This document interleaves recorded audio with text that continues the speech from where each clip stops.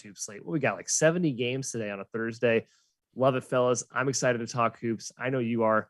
Jim, takeaways from Wednesday. What did you see? Well, Kai, there's a lot going on yesterday. It's kind of hard to keep up. It was a slow day. And by that, I mean, in terms of tempo, very slow, Yes. very low scoring. We don't have the exact splits yet, Matt. We will get them later today. I think unders did quite well. Kai, your best bet won. My best bet under one. Should have been 4-0. The sides collapsed, but should have all been Undertakers. That's where we messed up. Undertakers would have been great yesterday. But hey, we'll see if that trend continues. We will be closely monitoring it, and we'll update you on our Saturday morning show to see how it does Thursday and Friday. Kai, my takeaway, another macro observation, this time from a side perspective. Again, like Jim, I came up short on the data prep for this, but anecdotally, you look at a lot of the results last night. You didn't come up short. We just don't have the data yet. That's right. I need to wait for it to be posted. Our secret data provider, whose name we'll not reveal on this program, has yet to post. That's okay, though. It's a big slate yesterday. I know they got a lot of stuff going on behind the scenes there. But Kai, what I noticed, a lot of games fell right around the final closing number. I think it was a night where you continue to pinch yourself, and we'll pinch you through the virtual camera here, reminding you that value is king, kids. If you have access to multiple sportsbooks, please be line shopping. BetRivers should be your first and foremost option. As always, our fine sponsor. Only option. Yeah, I don't know if I like this too. You don't like this take, but make sure you're shopping, you're waiting, you're trying to time the market correctly. You're looking at, I know you don't always have time to do this, but that half point, 1 point, it adds up, man. Let me tell you. My takeaway, a couple interesting big time game results yesterday. Marquette beating Villanova on the road. Holy cow. That's a win. And Villanova was up 9 points in the second half. Truly inspiring from Shaka Smart there. Kentucky barely getting away from A&M. Guys, Kentucky just keeps on reeling us back into, oh, wait, they're not that good. I don't understand.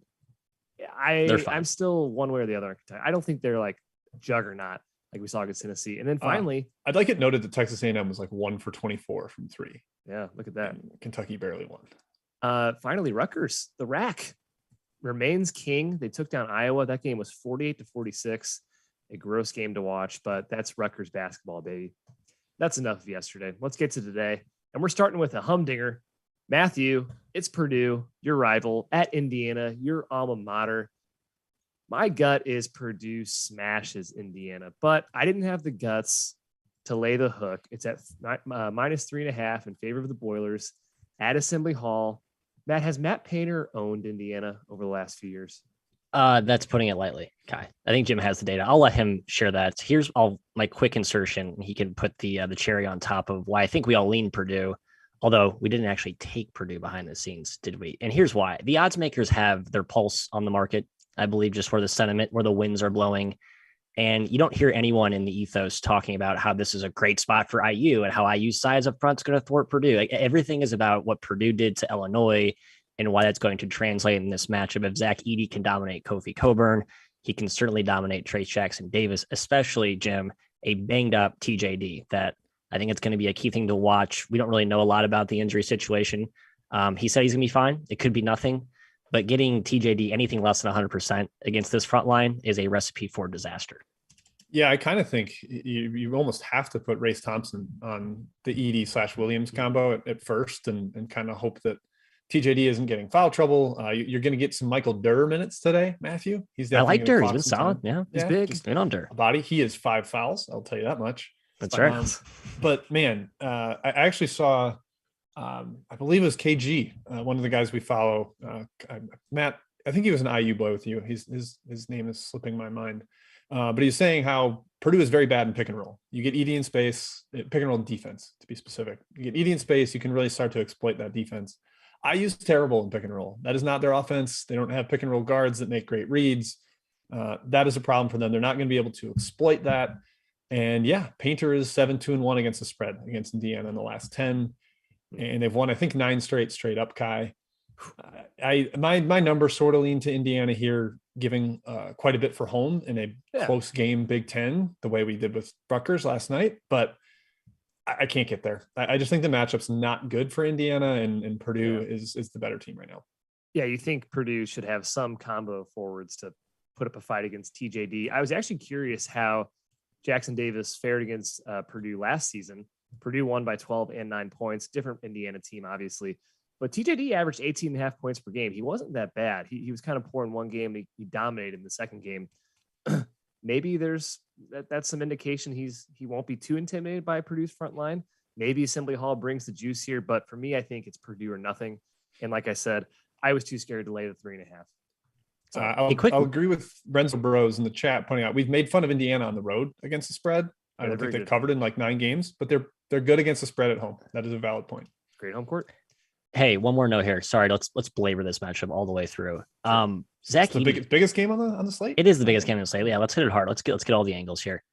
He has only played 20 consecutive minutes or 20 minutes in 2 consecutive games once, I believe, in his career, and that is just last week. 20 plus minutes against Nebraska, Illinois. Now in a quick turnaround, Kai. Maybe some fatigue for the big fella. Maybe you only see him go 15, 20. I know his conditioning's improved. Just something to watch. He just kind of walks up and down the floor. It's not doing much. I think that's why he's so good. Is he's like deceptively. It's like Dickinson. He just lumbers down there and then he posts up and he turns and shoots it over his shoulder. Whatever. All right. Next game. Speaking of home court, that's usually good. USC at Colorado. This line feels short to me, Jim. I'll start with that. Colorado is not the same team this season, nor is their home court advantage as high as it normally is. But I guess USC has been pretty mortal as of late, losses to Stanford and Oregon. What do you think of this spread? I think it's -2 right now in favor of the Trojans on the road. I'm actually leaning Colorado here, Kai. They've been a lot better lately. They've won like 7 of their past 8. They competed. They blew out Arizona State, competed with Arizona for a little while and then kind of got away from them. But I think the altitude does matter. And I compare this a little bit to the USC Stanford matchup where we can talk about the 2 front lines negating each other a little bit. And honestly, Colorado might have the better, deeper front line. Matt, with the way your boy Tristan Da Silva has emerged. Yeah, he's been playing well. Batty and Walker have been really good. Walker's going to find that 3-point shot at some point. He shot like 47% last year, and I think he's 24% this year. Excellent. That's not great. But I just think that's a tough travel for USC. They're 2-4 straight up on this road game since Colorado joined the Pac-12. I'm leaning towards the Buffaloes, but I'm not going to play it unless it gets to 3, Matthias. Yeah, I think that historical precedent, Jim, is relevant. I just last season, the Buffs swept them and murdered them at home. Now, this is a much worse CU team, but one that's improving. And there's something to the Boyle Ball brand that seems to be a good impediment to what USC's strength is, size, physicality up front. So I guess I have to respect the matchup angle. I'm going to also respect the altitude, home court, Kai.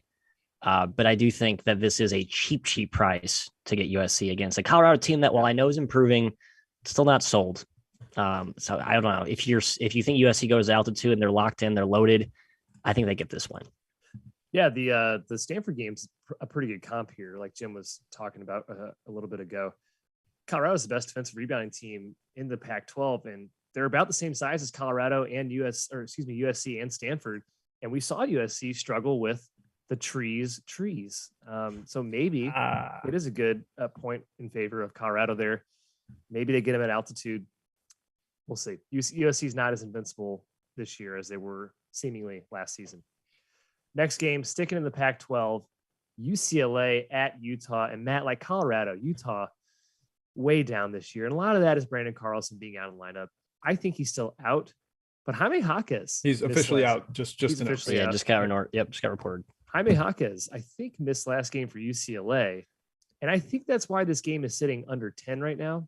Do you see any advantage here either way on the side or total? I don't think the odds makers are factoring in Jaquez's presence here. I personally think the spread. He was back at practice, by the way. I think he should play. Expected to play, yeah. I think he's a great player. Guys, honestly, I think it should be closer to a touchdown. Personally, Kai, I'm kind of the other way here. I think Craig Smith at home. I know his brutal. They've not been good, and Carlson is probably worth. I mean, he's worth his weight in gold. They don't really have. They don't really have a good replacement up front. Now, I know Dusan Mahorek has returned recently. He's played okay, but I think Carlson's just a categorically better rim protector. And against the size that UCLA has up front, you got to be able to protect the rim. You got to be able to guard those drivers, those slashers, those wing shot makers. I do feel like this is Utah's up 5.5 against UCLA. What? Without Carlson? Just a vintage you've slept on, Craig Smith. You've written them off as a dumpster fire. throwaway season. And then lo and behold, they're in the game. So that's just a gut feeling. I think Utah competes. I wanted to bet Utah here, but I don't love the number, and I don't love them without Carlson, to be honest. I feel like in the past we've backed Utah home dog against UCLA, and we've been yelled at by the chat, I think. And it was frustrating because you're watching Timmy Allen like fire up 18 footers, and it's not entirely going well.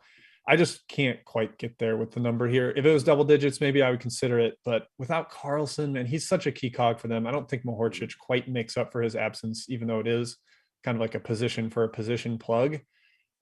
With Jaquez back in the lineup, we're starting to see UCLA play a little better. The game after the Oregon one, they were very solid against Oregon State without Jaquez. So they've got the depth, even if he's a little banged up. Staying away from this one. But UCLA did win last year. I'll probably be on Colorado on the second leg when they're taking on UCLA. Yeah, I was going to say last year, Jim, they beat Utah handily leg 1, then lost by 9 the next night or the 2 nights later at Colorado. So the mountain trip 2-legger is always tough. Couple trends for you, Matt. Utah 1-6-1 against the spread in conference games this year, 4-4-1 against the spread at home. So better at home, but still not great. Their defense is terrible, especially inside without Carlson. I think that's a real problem. I think it's going to be a double-digit win for the old Bruins, unfortunately. I like Craig Smith. I do. Next game. Don't disrespect him. Put some respect on his name. A third straight matchup in the Pac-12. We're going Arizona at Stanford. What a trend here. We got like 3 of the best Pac-12 teams against teams that are just kind of gross this season. Matt, the line's high, but deservedly so. Stanford has shown life, but I still don't think they're a great team, and Arizona clearly has been incredible this year. Do you think they run roughshod over the tree? I kind of think the tree have a thorn in the side ability here to maybe for Arizona to some degree. I say that so cautiously because I think Arizona is largely immune to a lot of the Pac-12 road minefields that we see pop up. And I think this year you're going to see those start to play out.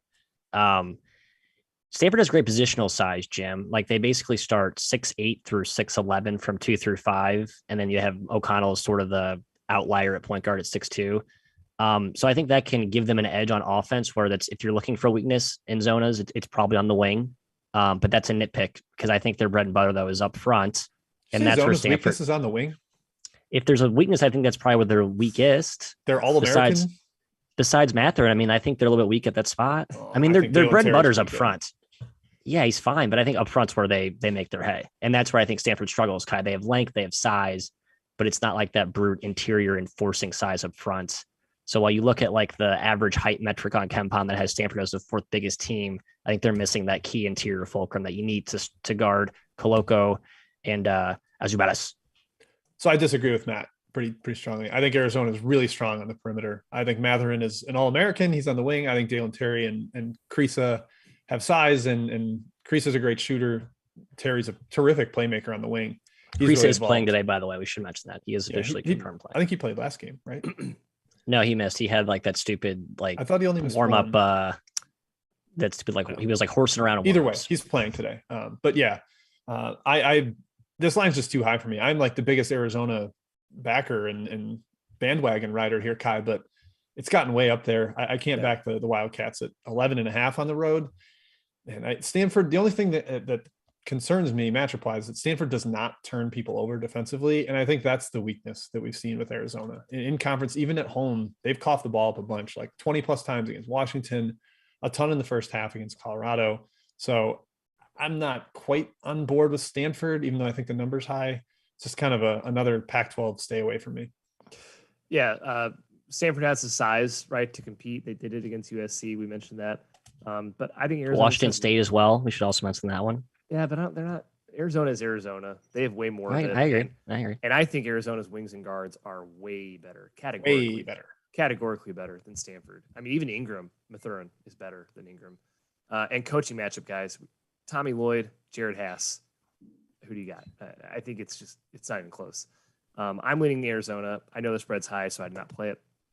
Chat Mob, round 1, Jim Root.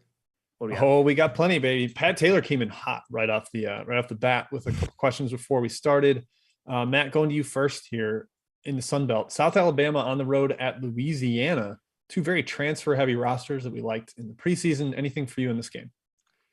No, I always want to bet Louisiana. My Cajuns are my darling. I think the key thing here is Theo Akuba back. You just don't really know who's going to play at this point for the Cajuns. Their roster has been a whack-a-mole thing all season. I think he's key. Reigning defensive player of the year. Did not play last game. If he returned, I'd like to bet the Cajuns against a still slightly shorthanded Jaguar team, but without knowing his presence, Kai, I can't do it. We've got two others from Pat that are actually going to show up in best bets. Kai, do we want to reveal anything now, or do we want to holster them? I'm going to leave it up to you. Put it in the holster. Okay, so Louisiana Monroe coming in best bets. Monmouth Fairfield coming in best bets. Those will be answered. Just going to have to wait, unfortunately. All right, Kai, from Matt Adams, South Dakota State heading to St. Thomas, a sky-high total. Two teams that can score the crap out of the ball, can shoot the crap out of the ball from the perimeter. Do we see the shootout that everybody probably wants out of this one? I bet we see a shootout for sure, Jim. -8, it's down to in favor of South Dakota State. Boy, my number says Jack Bunnies, but St. Thomas has burned me so many times because they can hit 18 threes in a game. They're that good of shooters. So I'm staying far away. Yep, that's kind of the way I feel. It's a little comparable to the South Dakota State at Idaho game, where it was an inferior team that can just bomb threes, and they gave up almost 100 against Idaho. So that's concerning. Kai, you're right. It has come down to 8. I think it was a little higher this morning. Maybe there's a potential injury surprise there for the Jack Bunnies. I would keep your eyes peeled on that one. Douglas Wilson missed one, then came back. He could maybe miss again. He's got chronic old man back issues. So, yeah, he's always a question. He could score 40 in this game. There's no He also could score 40. defense for St. Thomas. Matt Akers specifically asked you about Idaho State at Weber State heading on the road after they just played at Idaho State, and Weber State covered on the road. Do you lean towards the dog in this one in the back-to-back? Yeah, you have to. We've made fun of Weber State's lack of home crowd presence. So we've talked about how their players have called out their home crowd. I know they're at altitude, and the home courts out west are usually pretty strong, but does not justify the spread, bumping all the way to 17 now, 2 touchdowns and a field goal. Yeah, I definitely like Idaho State. The Bengals on the road, get it done. Yeah. Cover, not win. Comparable to the Eastern Illinois at Murray State game. This is the exact same situation where Murray State covered on the road. Now they're back home as an even bigger favorite.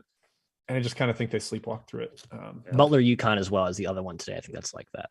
Oh, yeah. Actually, flip, but no thank you on Butler. Yep. Matt, you've loved UNCG a lot this year. They're now hosting Chattanooga, potentially down David Jean the Baptiste.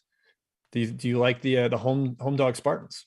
No, I don't. Price is too cheap. I guess I'd like to back the home dog Spartans if I was catching closer to like 5 or 6, but closer to a field goal. No, I can't. I respect Chattanooga too much, even without the Baptist in there. Too big up front, and Malachi Smith has carried the torch just fine without the Baptist. Even though they had that one stinker against Western Carolina, that never happened. I'm just like blanking that out of my mind. Completed. Yeah, that was like the game where maybe we were surprised that John the Baptist was out. So like a guy did DM me about this game saying that he liked the under, thinking it's probably not going to hit 60 possessions, and I kind of buy that. Love the under. Without DJB too.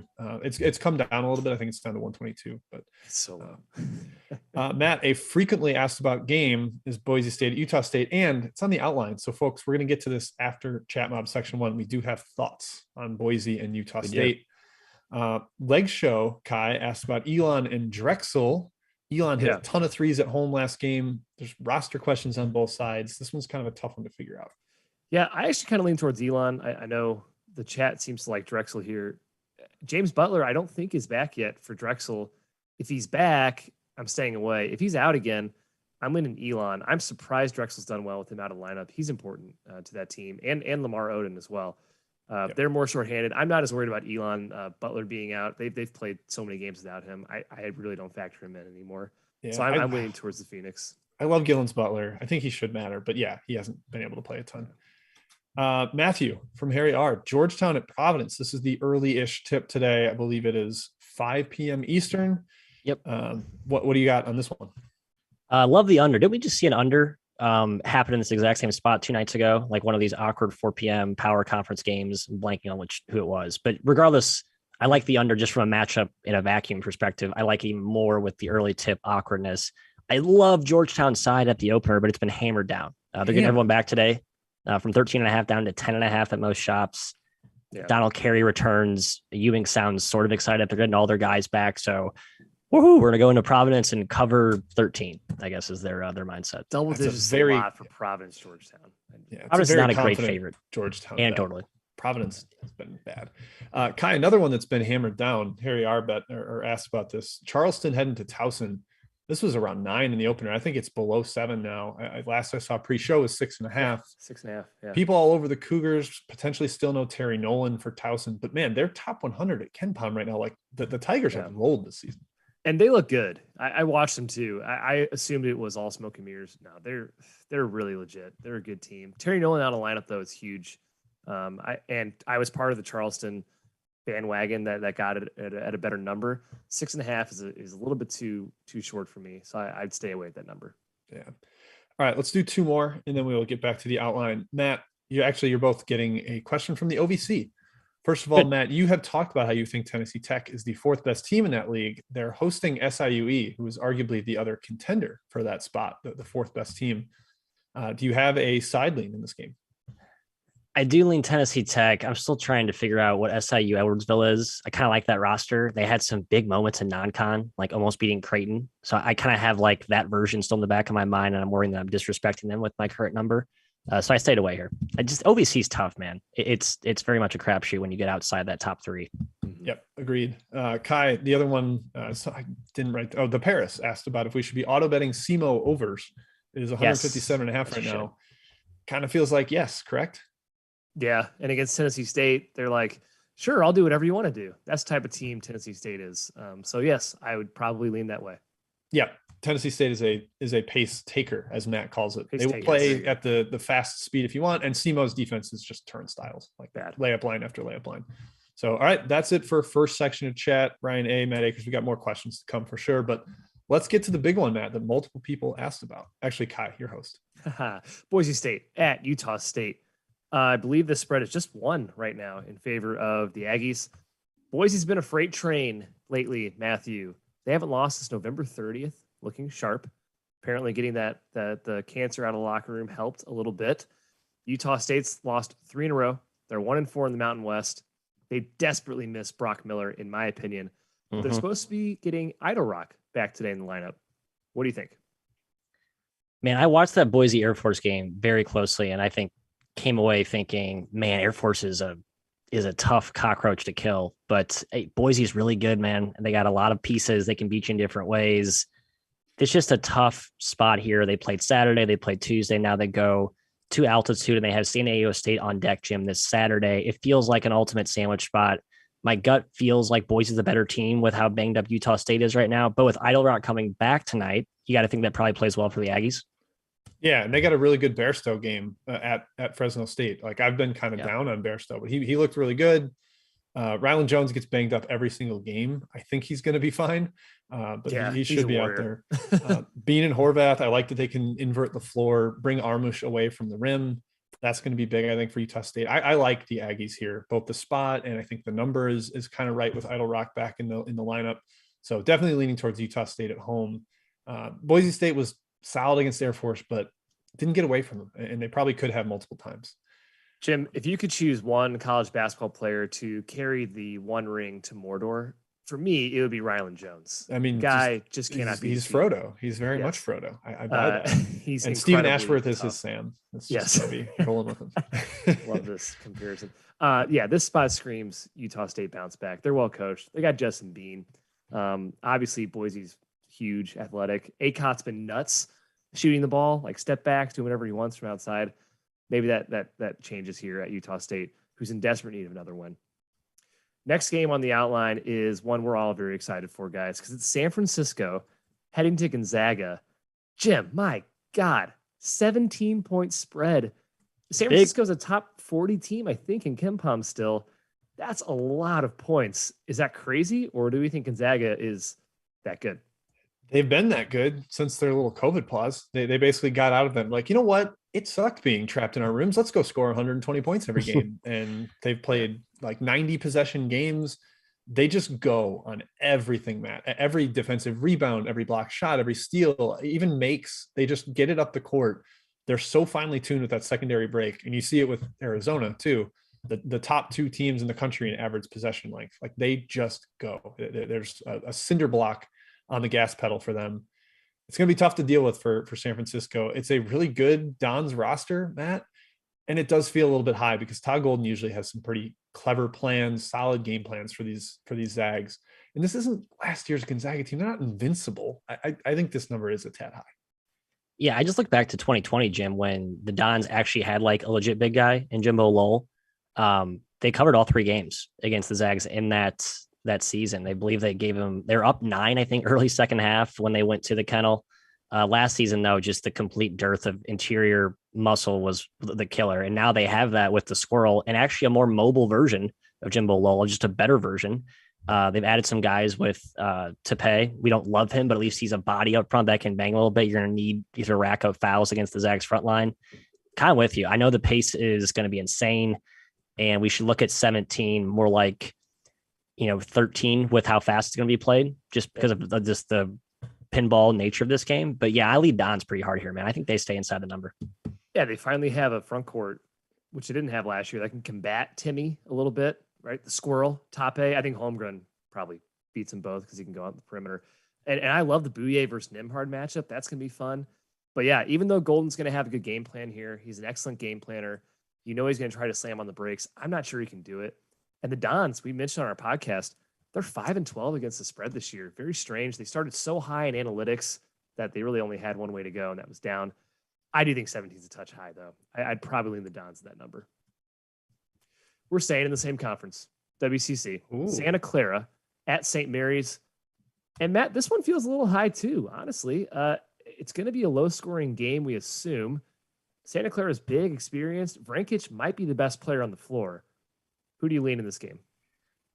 I love the Gales. So the fact that I'm leaning towards Santa Clara makes me feel like this number is in fact too high. I'm hoping it creeps up to 9 at some point. You're right. Santa Clara's got plenty of size. They're a legit team. They had that kind of mini lull after the really hot start. I think they're kind of trending back to what we thought, or at least what we initially saw to start the year. Just feels like a rock fight type of game. And St. Mary's getting up double digits is going to be a mountain to climb. I think it's going to be a short ask. So yeah, I would lean Clara. I didn't officially bet it though, just because I have St. Mary's rated in the moon. I would like to note that Santa Clara was a 9-point favorite, or excuse me, 9-point dog at St. Mary's last year, and they won outright. And this is a slightly better St. Mary's team, but it's the same players. Like it's all the same guys. Yeah, it is same dudes. And I think this is a better Santa Clara team. So I do think this is too high. There's basically no travel. I doubt the crowd will be that big. I don't know if they have full California restrictions. I know Santa Clara has restrictions, but perhaps not St. Mary's. I just think it's a high number for an experienced team that can compete in the paint and executes offensively. They're not going to get sloppy and be garbage out there. So last 2 trends, Kai, Herb Sendek's covered 4 in a row against St. Mary's, but the Gales are 5-2 as a big home favorite this year. So perhaps that is the other direction. Yeah, St. Mary's D is incredible, but Santa Clara can shoot, and that's kind of the equalizer, I suppose, against Mary's defense. Pipes has been good. Williams has been good, in addition to Vrankic, who I mentioned. I think St. Mary's scores fun to bet on a guy named Pipes. Yeah, I like Pipes. PJ Pipes. PJ? Yeah, I lean towards Santa Clara. Just feels a little bit high. Last game in the rundown for another chat mob round. Belmont at Morehead State. This one's interesting, guys, because Morehead State, Jim, won twice last year against Belmont. They beat them by 15 in the OVC tournament. They lost by 15 in the regular season, and they beat them in overtime at home. And they're quietly 4-0 in the OVC, but they've played EIU, P, UT Martin, and Tennessee State. Who do you like in this game? This is now -4.5 to Belmont. Spreads come down a little bit. Yeah, I'd sort of lean towards Belmont because of that angle.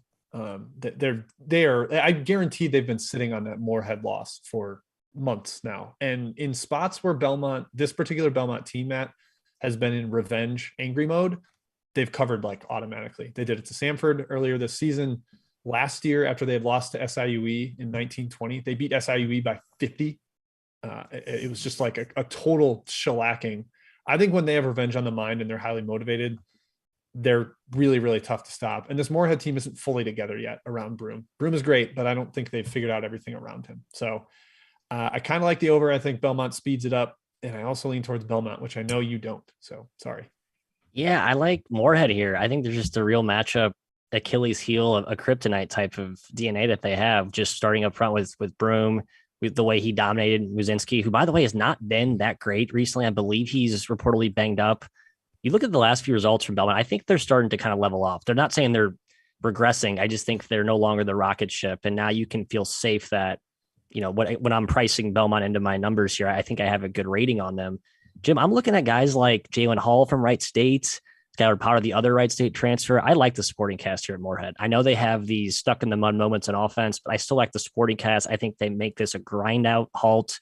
It's a hype home spot, kind of nationally televised game in Morehead there. So I do have the Eagles. I'm holding a +5.5 ticket. I would not endorse it unless you can get 5. So if you really want to buy into the whole Morehead hype, buy the hook to 5. I'll be clear. I like Morehead's roster a lot too. And I think against the rest of the OVC, they're going to clean up. But I think angry Belmont scares me. Belmont's scary. It's fair. Yep. Angry Belmont, scary. I'm staying away. Chat mob, round 2, Jim, before our best bets. What we got? All right. Two questions from Ryan Abramowitz. Kai, we'll start with you. Arkansas State's been a bit of a darling for you. They're hosting UT Arlington. I have not been able to find if David Azor is back for Arlington. He's obviously crucial, averaging like 25 a game in conference play. Yeah. So slightly into the Red Wolves, but it's just can't touch him until you know, right? Yeah, I need to know if Azor is in or out. If he's out, I'm probably going to take the under in this game. But Arkansas State's awesome. I've been betting him all season. Unfortunately, -5. The market caught up, Matt. Can't do it. Yep. Fun to watch Arlington play because Ko DeRicci, Ahiundu, however, Ko, as we call him, is just so freaking long. It's like I want to see an NBA team. Wingspan. I want to see an NBA team take a flyer on him. I assume he'll probably get picked up just because he's just a freakish physical specimen. Yeah, he's nuts. Like you have to be able to turn him into something. The physical, yeah. Right. All right, Matt. Also from Ryan, South Dakota at Western Illinois. The Leathernecks were a juggernaut early in the year, but they're not as strong lately. What do you think here?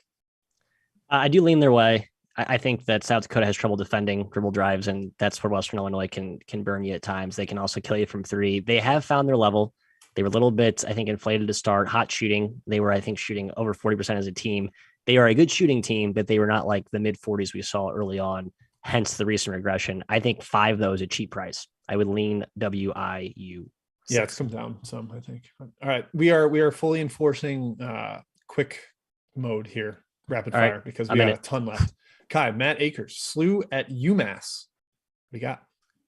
I'm looking at the spread, Jim. -3 in favor of SLU. Yikes. I'm staying away. I lean SLU, but UMass has to win one of these days. Yeah, right? CJ Kelly's back. I kind of think SLU owns UMass, so I lean towards the Bills. I like Matthew, Grand Canyon at Stephen F. Austin. A ton of movement on side and total here. SFA is taking a ton of money. The over's taking a ton of money. Do you agree with either movement?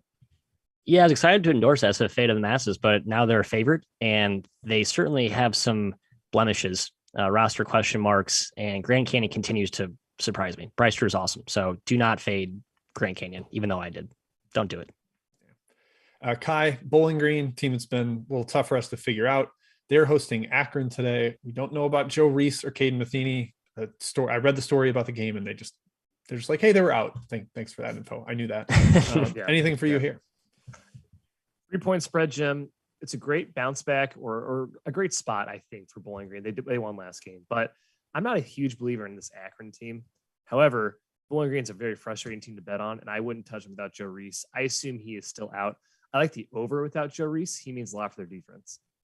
I agree. Matthew, Tulsa headed to Cincinnati. Taylor Bergfeld said he's going to be in the house, I think, covering it even. So he's getting up close and personal look at these two teams. Do you have a preview for him? No, I don't. Line's about right. Cincinnati's going to solve the zone. We've seen them go bonkers from 3, but they're not like a traditionally good shooting team. I think they score more with manufacturing points, attacking the rim. Not always a great way to do it against Tulsa with that zone. Victor Locken is a game time decision. I think he actually matters. He's been really good this year. So has he really? Wow, I missed that. He had a couple games, Matt, where he was like the most dominant player on the floor. It was crazy. Kai, Job Gunderson asking about Fullerton at Irvine out in the Big West. A couple of Cali teams. Anything for you here? No, Jim, I got nothing. The Big West in general is just a league that I'm in on right now. Matt likes them too, but it's a very topsy-turvy league right now. Irvine's struggling, Barbara's struggling. I'm more so kind of a wait and see on this league till I get a better picture. Heavy COVID influence league, Kai. I think that kind of lends itself to the volatility. Yeah. Yeah. COVID influence league, Kai. That's why it's weird. Second game back for Dawson Baker. For Irvine, they're back from the island. I actually kind of think they trend up. They've had a full week coming back from the island, which helps. So I'm leaning towards Irvine, even though I do like Fullerton a lot. Matt, rematch in the horizon. Oakland headed to Milwaukee. This question from Tim Kafer. Oakland murdered Milwaukee at Oakland. Do they do it again today? Gut says yes. I looked at the Milwaukee Oakland spread, and I think the Green Bay, who are they playing? There's two like really big spreads that I'm like, that's too big, but I don't trust the dog. And I certainly don't trust Milwaukee at all. So not playing it. Yep. Kai, Corp and Lakeshore both asked about Marshall at Florida International. Lakeshore specifically is like, I thought Marshall was broken and now they're a road favorite at FIU. Is that crazy? What do you think? No, I do think Marshall's in total disarray. I don't think you can back them, but FIU's been brutal too. They had something in the 30s their last game. Yeah, 39 against Middle Tennessee. Neither team is one I'm excited to back, so I would stay away. I actually, for some reason, looked at the historical trends on this before the show, and Marshall has won 11 of the 12 meetings between the two and covered 9 of them. So I actually think Dan D'Antoni has a pretty good read on this matchup. Lean towards Marshall. That's my ad there. Under. Interesting. I like over. So how dare you? Also in the CUSA, Matt, Old Dominion at Rice from Corp. You've been a Rice backer. Are you all over Rice again? No, this one's a little too rich. I actually kind of like ODU. I think they can score, and Rice's defense can be a little bit soft at times. I know they're awesome offensively, but the defense is not reliable. I would lean ODU on the road. Yep. Kai, Montana is headed to Portland State. Portland State just lost at Southern Utah. Montana's been off for a little while. I do like this Montana squad, though, and it's a little bit of a shorter spread on the road. Yeah, I like Montana too, and I think Portland State's playing a little bit out of its element right now. We love their coach. He's the guy that basically doesn't turn on his heat or his air conditioning in winter or summer. Hilarious. Doesn't eat breakfast because he wants to come to work hungry. I lean towards Montana -3.5. I think they get this one done. Yep. We already hit Grand Canyon SFA. I got games listed twice in here. That's good. Ooh, two from Ray Paez. App State at Georgia State. I'll field this one, boys, because I like Georgia State a lot. This is a big line in the sand game for them. I talked about it on VSiN last night with Tim Murray. They should play. This should be a great spot for them. They are closer to healthy. Appalachian State's coming off 2 wars with Coastal Carolina. Georgia State was the preseason favorite, and they have a bunch of experience. And so semis back inside. I think it's a Georgia State runaway, but the line's gotten above 5, which makes me a little less up to 6 right now. Over's also gotten hammered as well, which I think makes a ton of sense. Both these teams want to get up and down, and App State with not a lot of resistance up front. Yeah, I think there's some shooting regression coming for Georgia State. They got to start hitting more shots. Kai, back to the CAA, UNC Wilmington and James Madison. We liked James Madison, but they are missing a couple role players. And Wilmington is kind of on a rocket ship right now since they changed their offense and came back from COVID pause. Yeah, Wilmington's awesome. I'm not really keen on stepping in front of them right now. 5.5 though is pretty short, and I do lean towards James Madison. Alonzo Sule, Jim, one of the role players you're talking about, he's been important for their defense. They've been getting basically turnstile defense without him in the lineup. Yep. I have been not able to track the chat for the last 5 minutes because I've been dishing out these questions. So if I missed a couple, I apologize, but there's still more. From Pete K, New Mexico State at Sam Houston. Matthias, going to you here. The favorites in the league, Sam Houston, maybe trending up. They've been a lot better in conference play than they were non-con. Yeah, got bet down to 4. I am tempted to take the Aggies. I don't fully buy the Sam Houston State team. Love Hooten. I think he's turned it around in conference play, but the Aggies are still the Aggies, and they are the overlords of that conference and should be respected as such. I think 4 is cheap. It's a lot of Savion flag for Sam Houston, which makes them erratic as a team. All right, Kai, the 2 of the bottom dwellers in the Pac-12. Washington headed to Oregon State. Man, I looked at historical stuff for this one. No indicators. Washington maybe playing a little better, but actually they're both playing better. This one's hard to stay away from me. And this line, I think, has been stuck on 2.5. So I think even the market's like, whatever. I got nothing, Jim. I guess I lean towards Oregon State because they're home, and I basically see these 2 teams as equals. Yeah. All right, Matt. SMU, Memphis. Larry Brown's homecoming to his old school. There's a lot of injury concerns on the Memphis side. DeAndre Williams, Landers Nolly, Alex Lomax, Shaden Hardaway, all game time decisions for this one. Does King Kendrick just take over?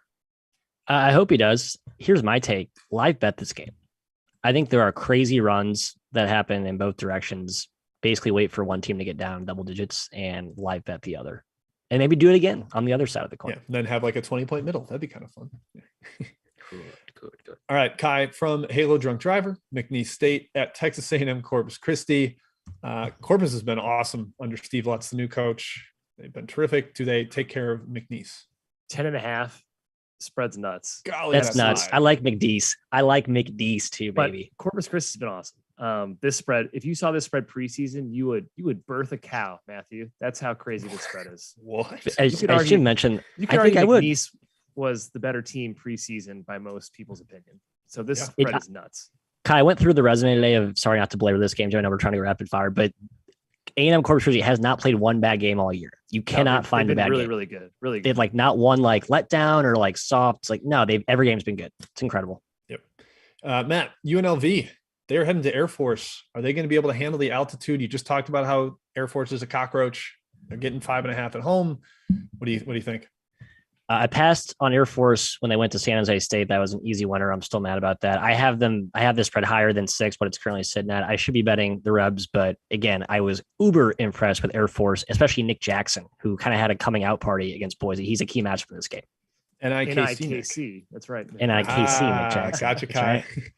Right. Hey, Kai, the worst defense in the entire country is playing today, and they're playing against Max Asmus. North Dakota headed to Oral Roberts. Does Oral Bob score 100? I was really hoping to bet Oral Roberts, Jim, but 20.5, I just couldn't do it. I do think Oral Roberts will score 100 points. Yes. Yeah. Oral Roberts team total. Is that something that interests you? I believe I saw. Is there a player prop for Asmus points? 91.5. Or actually player prop for Isaac McBride points too. I bet they both have like 30 in this game. Yeah. All right. I believe this is the last one in the chat. I again apologize if I missed some. There's been a ton. Matthew, Cal Baptist headed to Tarleton.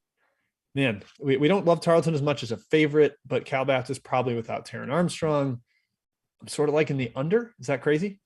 No, under's a good play, Jim. I think you're on the right side there. I kind of like Cal Bap even without Armstrong. I think this is a high spread, and we've seen Cal Bap play competitively without him the last few games in spurts. So tough travel, though. I think the WAC travel spots are always a little bit scary. Got the West Coast going to Texas and vice versa, and especially now the schedule is kind of condensed. A little bit worrisome there.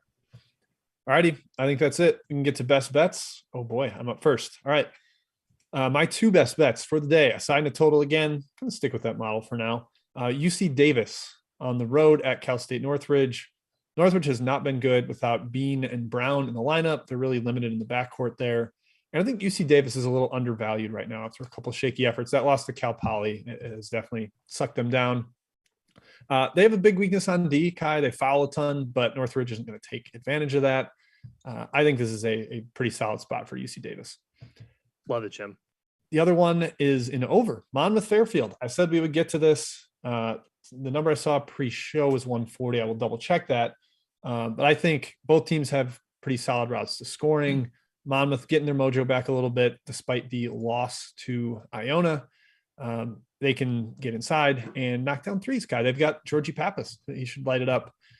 So yeah, there's a couple. I mean, I'm rambling at this point. Monmouth Fairfield over 140. Can Monmouth please score more than 50 points when we bet their overs? Unlike the 2 game ago dismal. Don't worry about. I agree, they are back. I'm back on the Monmouth train.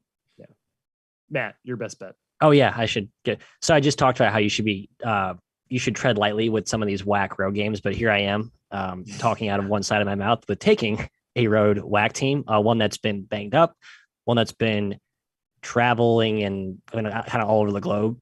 Lamar +7. 6. It's pretty simple. 6. Yikes. It's down to 6. Sorry. We got to be honest. I think the line's insane. I'm still going to take 6. I'm going to look for a second best bet, though, because there's a couple other ones I passed on, Jim. I can't believe you're not taking your darlings that you picked on our podcast to win the WAC as a road dog, Seattle. Oh, okay. Sorry. I thought you were going to say Hawaii. Yeah, Hawaii and Seattle, rather, two in consideration, Jim. All right. So you're taking Lamar. I'm taking Lamar +6. Okay.